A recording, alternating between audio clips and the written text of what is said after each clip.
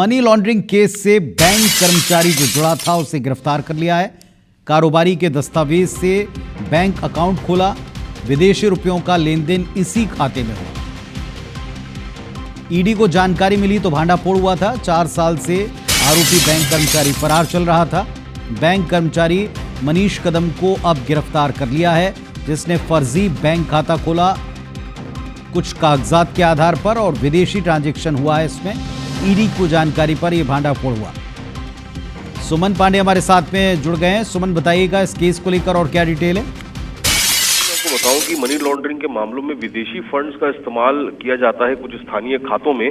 तो एक रायपुर के अजय कुमार यदु, जिनकी ऑफसेट प्रिंटिंग की दुकान है, उनकी जानकारी के बिना उनके डॉक्यूमेंट्स पर इंडसइंड बैंक में एक अकाउंट खुल जाता है और उन्हें एक बड़ी फर्म का मालिक बता दिया जाता है और उनके खाते में विदेशों से आने वाले पैसों की लेन देन होती है। ये लेन देन उसी बैंक का कर्मचारी मनीष कदम कर रहा था, जिसे इस पूरी कार्रवाई में पुलिस ने गिरफ्तार किया है। साल 2019 में ये केस खुला था, जब इस कैश लेन देन की जानकारी प्रवर्तन निदेशालय को पहुंची तो उन्होंने खाता धारक को उस मामले में पूछताछ के लिए बुलाया।